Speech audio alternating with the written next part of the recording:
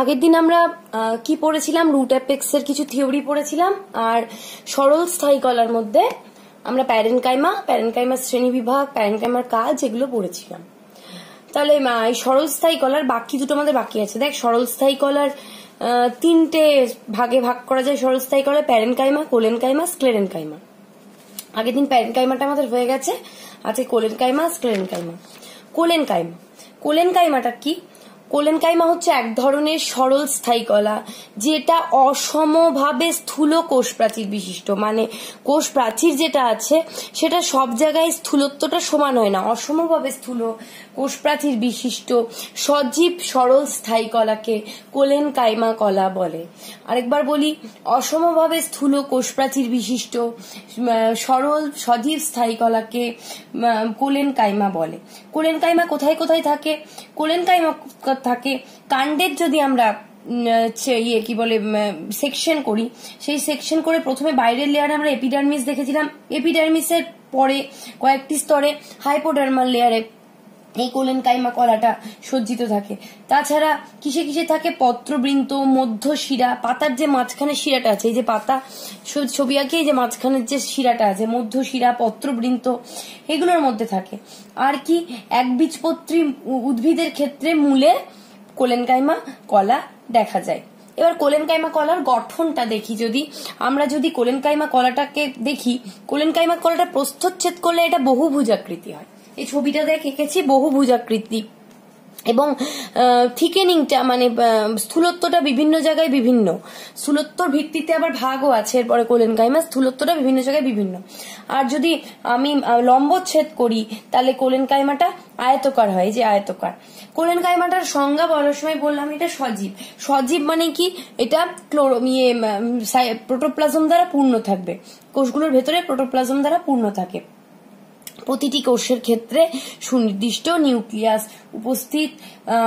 কখনো কখনো ক্লোরোপ্লাস্টিক থাকে, কখনো কখনো থাকে না। মানে ক্লোরোপ্লাস্টিক থাকতেও পারে, নাও থাকতে পারে। ঠিক আছে, এবার কি একটা ভ্যাকুয়াল থাকে, ক্লোরোপ্লাস্টিক থাকতেও পারে, নাও থাকতে পারে। আর একটা তোকে সংজ্ঞার সময় বলেছিলাম যে সব জায়গায় সমান পুরু নয়, কোষ প্রাচীরের যেটা পুরুত্ব আছে সেটা সব জায়গায় সমান নয়। কোনো জায়গায় পাতলা, কোনো জায়গায় ছবিটা দেখ, এই জায়গাটা একটু পাতলা, এই জায়গাটা পুরু।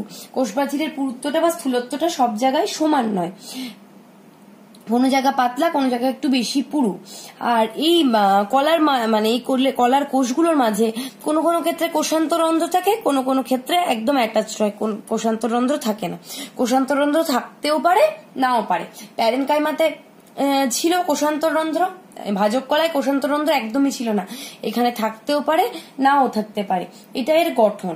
এবার কোষ প্রাচীরের যে অসম স্থূলীকরণ, এই যে বললাম স্থূলত্বটা সব জায়গায় কোষ প্রাচীরের সমান হয় না, সেই অসম স্থূলীকরণের ওপর ভিত্তি করে কোলেনকাইমা কলাকে কয়েকটা ভাগে ভাগ করা যায়। কি কি ভাগে ভাগ করা যায়? কোলেনকাইমা কলাকে তিনটে ভাগে ভাগ করা যাচ্ছে। কিসের উপর ভিত্তি করে? না, অসম স্থূলীকরণ। মানে এই যে বললাম কোষ প্রাচীরের ওপর সব জায়গায় থিকেনিংটা বা স্থূলত্বটা সমান হয় না। এই স্থূলীকরণের উপর বেস করে কয়েকটা ভাগে ভাগ করা যায়। কি কি ভাগ? একটা হচ্ছে স্তরীভূত বা ল্যামিলার। স্তরীভূত বা ল্যামিলারটা কি কি হচ্ছে? যে কোলেনকাইমা কলার ক্ষেত্রে কোষ প্রাচীরের স্থূলীকরণটা পৃষ্ঠ প্রাচীরের দিকে সমান্তরাল থাকে। এটা পৃষ্ঠ প্রাচীর, এটা পৃষ্ঠ প্রাচীর। আবার এই কোষটা আরেকটা কোলেনকাইমা কলার কোষ, এরও পৃষ্ঠ প্রাচীর, এর পরস্পরের সঙ্গে সমান্তরাল ভাবে পৃষ্ঠ প্রাচীরের দিকে থিকেনিংটা থাকে। যে স্থূলীকরণটা বা থিকেনিংটা পৃষ্ঠ প্রাচীরের দিকে সমান্তরাল ভাবে কয়েকটি স্তরে থাকে। এই ধরনের কোলেনকাইমা কলাকে স্থূলীভূত বা ল্যামেলার কোলেনকাইমা বলে। এটা কোথায় দেখা যায়? ঘেটু গাছ, তার সাইন্টিফিক নেম হলো ক্লেরোডেনড্রন। ঘেটু গাছের সাইন্টিফিক নেম হলো ক্লেরোডেনড্রনের ক্ষেত্রে এই স্তরীভূত বা ল্যামিলার কোলেনকাইমা দেখা যায়। এরপরে আরেকটি হচ্ছে কুপাকৃতি। কুপাকৃতিকে ল্যাকিউনারও বলে।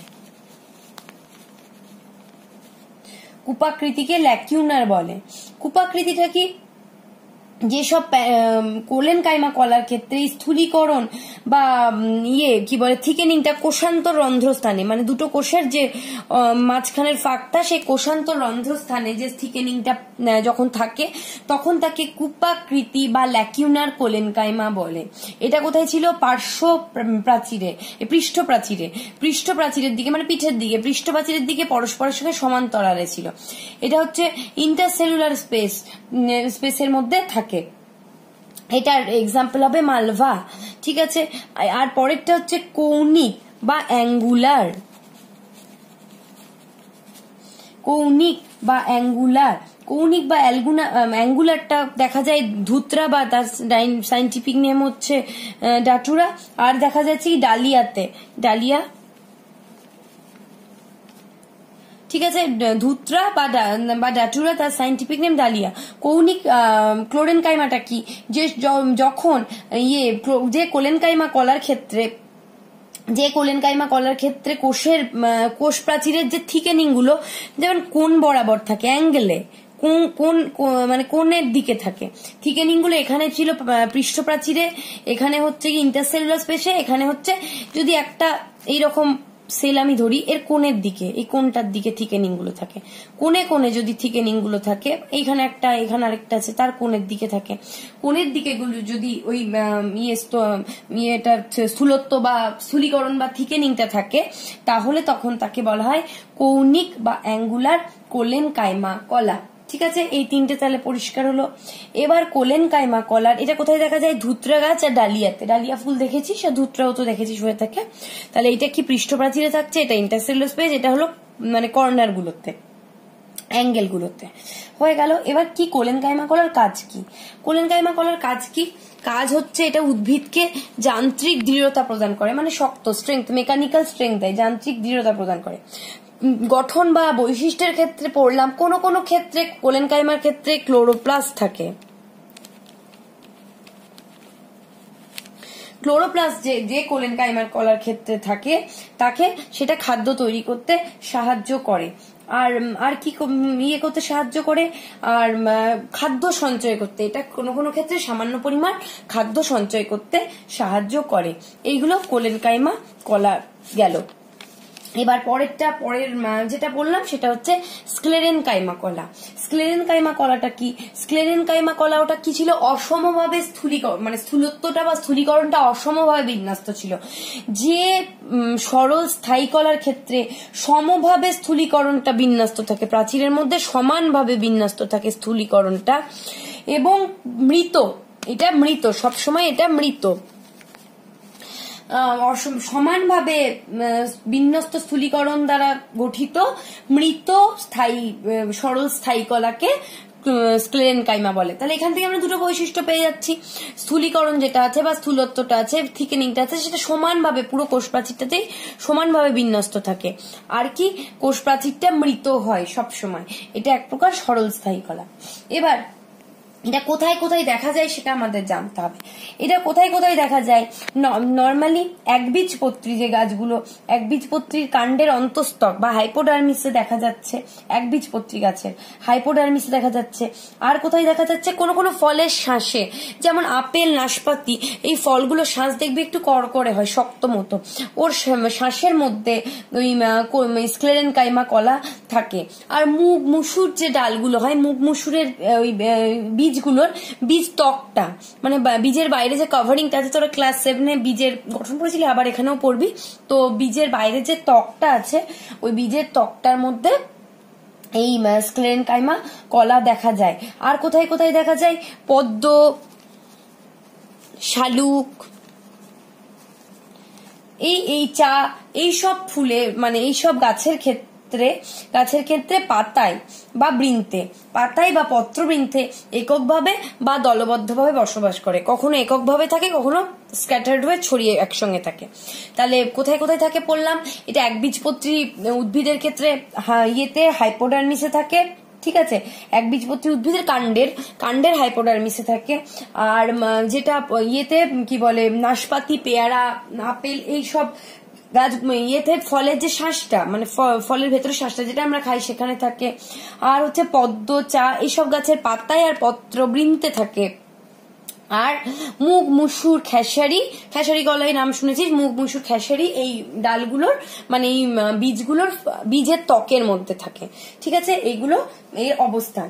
এবার এর গঠন, গঠন থেকে প্রথমেই আমি একটা বৈশিষ্ট্য বলতে পারি, বৈশিষ্ট্য বা গঠন, এটা মৃত বললাম, মৃত। 2 নম্বর হচ্ছে এটা আকৃতি, এখানে আমরা বহুভুজাকার রেখেছি, তাছাড়া স্টার শেপড হয় কোনো কোনো ক্ষেত্রে। ঠিক আছে, হাড়ের মতো শেপড হয়, এগুলো আমরা পরে পড়বো। বিভিন্ন আকৃতির হতে, গোলাকার হতে পারে, হাড়ের মতো আকৃতির হতে পারে, বহুভুজাকার হতে পারে, একটু খাটো টাইপের মানে শর্টেজ একটা মানে খাটো টাইপের হতে পারে, অনেক সময় চুলের মতো হয়, অনেক রকম আকৃতিযুক্ত হতে পারে। এটা একটা বৈশিষ্ট্য। তাহলে মৃত একটা বৈশিষ্ট্য, এর আকার আকৃতিটা বললাম। ঠিক আছে, আকার আকৃতি ডিম্বাকার হতে পারে, গোলাকার হতে পারে, লম্বা হতে পারে, স্তম্ভাকার হয়, তারকাকার মানে স্টার শেপড হয়, এগুলো হতে পারে। আর কি এর মধ্যে মৃত বলে কি থাকে না, প্রোটোপ্লাজম থাকে না। যেহেতু মৃত তাহলে প্রোটোপ্লাজম থাকে না, প্রোটোপ্লাজম থাকে না। ঠিক আছে, আর কি কোষ প্রাচীর যেটা থাকে, কোষ প্রাচীরটা লিগনিন থাকে, লিগনিন, লিগনিন থাকার জন্য কোষ প্রাচীরটা খুব শক্ত হয়। ঠিক আছে, কোষ প্রাচীরটা খুব শক্ত এবং পুরু হয়। আর কোষগুলোর মধ্যে আগেরটাতে প্যারেনকাইমাতে কোষান্তরন্ধ্র ছিল, কোলেনকাইমাতে কোষান্তরন্ধ্র থাকতেও পারে নাও পারে, এই কোষগুলোর মাঝখানে কোনো কোষান্তরন্ধ্র থাকে না। তবে একটা জিনিস কি থাকে, কোষ প্রাচীরের মধ্যে ছোট ছোট কূপ বা পিঠ থাকে, এই কোষ প্রাচীরগুলোর মধ্যে এরকম ছোট ছোট কূপ বা পিঠ থাকে, কূপ বা পিঠ থাকে। তাহলে এইটা এর বৈশিষ্ট্য। আর একটা কি আছে, এই যে কোষগুলোর থিকেনিংটা পুরো সব জায়গায় সমান হওয়া, এর মাঝখানে যে ইয়েটা কোষের মাঝখানটা লুমেনটা ভীষণ ছোট হয়। কোষের একটা কোষের মাঝখানের অংশকে লুমেন বলে, লুমেনটা খুব ছোট আকৃতির হয়। এটা হলো এর গঠন। ঠিক আছে, এরপরে আমরা যাব কি না প্রকারভেদে। প্রকারভেদে কি, প্রথমে আকার আকৃতি আয়তন অনুসারে স্ক্লেরেনকাইমাকে 2 ভাগে ভাগ করা যায়। 1 হলো স্ক্লেরেনকাইমা তন্তু, 2 হলো স্ক্লেরাইড। স্ক্লেরেনকাইমা তন্তু আর স্ক্লেরাইড। এবার স্ক্লেরেনকাইমা তন্তুটা কি কি, মানে স্ক্লেরেনকাইমা তন্তুর আবার ভাগ আছে। তার আগে স্ক্লেরেনকাইমা তন্তুগুলোর মানে কিছু বৈশিষ্ট্য আমি বলবো।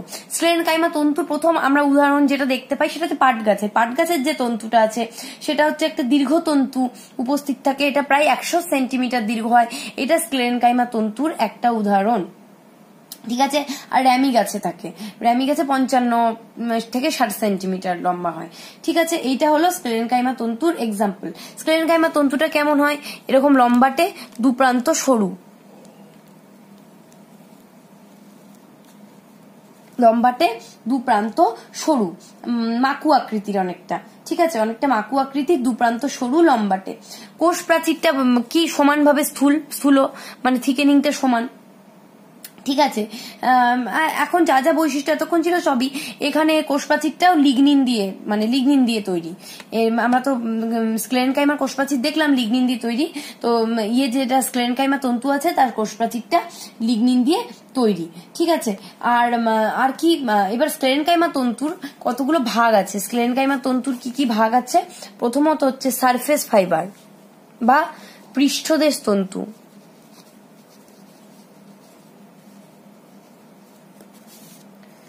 আর একটা আছে কাষ্ঠল ফাইবার,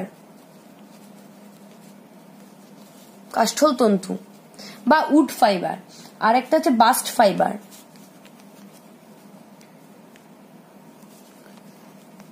বাস্তুতন্তু বা বাস্ট ফাইবার। পৃষ্ঠদেশ ফাইবারটা কি, এটার উদাহরণ দিলে তোরা পাট গাছের তন্তুটা বলতে পারবি এর উদাহরণ। পৃষ্ঠদেশ ফাইবারটা কি, যেটা বীজত্বক বা ফলত্বকের মধ্যে থাকে, যেমন তুলো গাছের যে বীজ আছে, বীজের ত্বকে এই স্ক্লেরেনকাইমা তন্তুটা দেখা যায়। আর কি নারকেলের যে মধ্যস্থক, এই নারকেলের মধ্যস্থকের মধ্যে স্ক্লেরেনকাইমা তন্তুটা দেখা যায়। এবার কাষ্ঠল তন্তু মানে উড ফাইবারটাকে জাইলারি ফাইবারও বলে। মানে কি, এরপরে তোরা জটিল স্থায়ী কলার মধ্যে জাইলেম পড়বি, সেই জাইলেম কলার সঙ্গে অবস্থিত যে স্ক্লেরেনকাইমা কলা তাকে কাষ্ঠল তন্তু বা জাইলারি ফাইবারও বলা হয়। কাষ্ঠল তন্তুর আরেকটা নাম হচ্ছে উড ফাইবার, তাকে মানে কাষ্ঠল তন্তুর ইংরেজিটা হচ্ছে উড ফাইবার, তার একটা অল্টারনেটিভ নেম হচ্ছে জাইলারি ফাইবার। মানে এরপরে তোরা জাইলেমটা পড়বি, তো জাইলেম কলার মধ্যে যদি এই কি বলে যে স্ক্লেরেনকাইমা তন্তুগুলো থাকলে তাকে কি বলে স্ক্লেরেনকাইমা তন্তু যদি কি বলে জাইলেম কলার সঙ্গে থাকে তাহলে তাকে বলা হয় কাষ্ঠল তন্তু। ঠিক আছে। আর একটা আছে বাস্ট ফাইবার।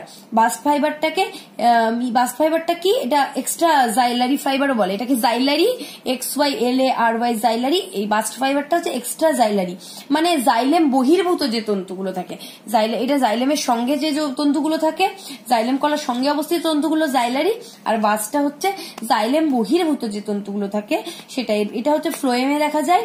আর পেরিসাইকেল যেটা ইয়েতে কাণ্ডের সেকশনে তোরা পরে পড়বি, পেরিসাইকেলের মধ্যে এটা দেখা যায়। ঠিক আছে। এবার আরেকটা ভাগ হলো কি বললাম, স্ক্লেরাইটকে আবার কতগুলো ভাগে ভাগ করা যায়। স্ক্লেরাইটের প্রথমে আমরা কি কি বৈশিষ্ট্য দেখতে পাই দেখে নেব।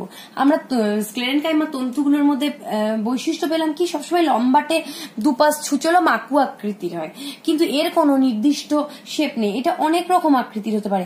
স্ক্লেরাইটটা কোনো কোনো ক্ষেত্রে ডিম্বাকার হতে পারে, গোলাকার হতে পারে, স্তম্ভ আকৃতির হতে পারে, চুলের মতো আকৃতির হতে পারে, হাড়ের মতো আকৃতির হতে পারে, বিভিন্ন আকৃতিযুক্ত হতে পারে। এটা একটা পার্টিকুলার শেপ আছে, মাকু আকৃতির দুপাশটাই অনেকটা মাস্কুলার টিস্যুর মতো দেখতে।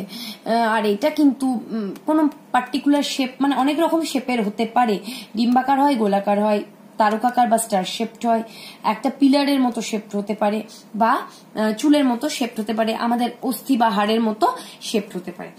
এই বৈশিষ্ট্যগুলো থাকা যায়। এই কলার আরেকটা বৈশিষ্ট্য কি, এখানে কোষ প্রাচীরটা লিগনিন দেয়া ছিল,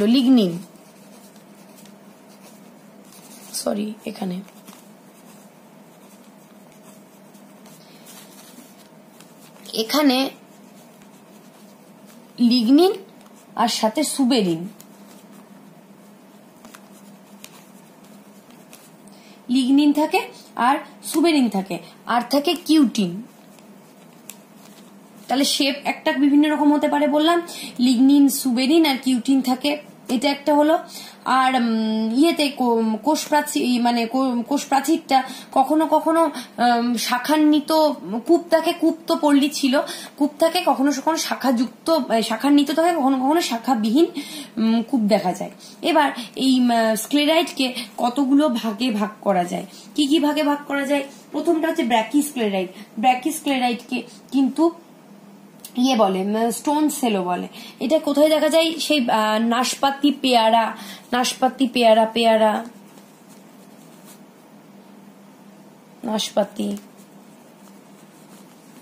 আপেল, এগুলোর যে মাঝখানে যে জায়গাটা শ্বাসটা তার মধ্যে দেখা যায়। এটা কিরকম, এটা হচ্ছে কি স্ক্লেরাইটটা একটু খর্ব আকৃতির হয়, মানে এরকম টাইপের শেপটা হয়, খর্ব আকৃতি, মানে সমান ব্যাস বিশিষ্ট এর মাঝখানটা। তো ছবিটা পরে আমি পাঠিয়ে দেব, এরকম। নাশপাতিতে খাওয়ার সময় দেখবি একটু কটকটে মতো লাগে শ্বাসটা, এটা হচ্ছে ব্র্যাকিস্ক্লেরাইট। তারপর এটা কি অ্যাস্ট্রোস্ক্লেরাইট। অ্যাস্ট্রো নামটা শুনে কি মনে হচ্ছে, স্টার, যে স্ক্লেরাইটটা স্টার শেপড হয়।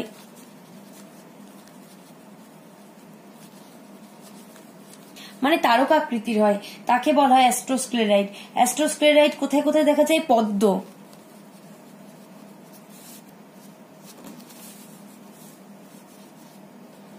শালুক, চা, এগুলোর পাতাতে দেখা যায়। এবার হচ্ছে গিয়ে ম্যাক্রোস্ক্লেরাইটটা কি, এটা অনেকটা স্তম্ভের মতো, দণ্ডের মতো বা স্তম্ভের মতো। ঠিক আছে, দণ্ডের মতো বা স্তম্ভের মতো, এটা হচ্ছে ম্যাক্রোস্ক্লেরাইট, পিলারের মতো বা স্তম্ভের মতো। এটা হচ্ছে গিয়ে মুগ, মটর, এগুলোর বীজতকে দেখা যায়, মুগ, মটর, এগুলোর বীজের বীজতকে দেখা যায়। তারপর এটা কি অস্টিওস্ক্লেরাইট। অস্টিও নামটা শুনে কি মনে হচ্ছে, নিশ্চয়ই হাড়ের মতো, হাড়ের সঙ্গে অস্টিওপোরোসিস শুনেছি, সেরকম অস্টিও কিন্তু OSTEO। অস্টিওস্ক্লেরাইটটা কি, এটার দুপাশটা স্ফীত, ঠিক আছে, অনেকটা অস্থির মতো, দুপাশটা স্ফীত, এইরকম হয়।